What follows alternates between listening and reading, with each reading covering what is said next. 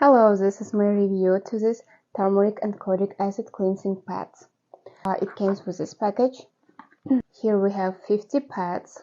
You can use these cleansing pads as a makeup remover or just as a regular cleanser. I'm gonna open it now. It smells very well, and I'm gonna show you foam richness of these pads. Let's try to do bubbles with this.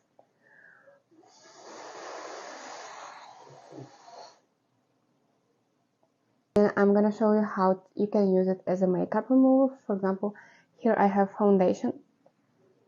Let's try to remove this.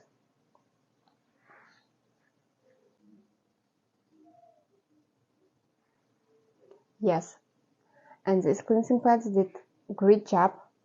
There's no foundation. It's a really convenient size. You can easily put it to your bag, and it's very convenient size for traveling, We can use it as a makeup remover. It's deep cleaning. It helps to brighten your skin and reduce pigmentation.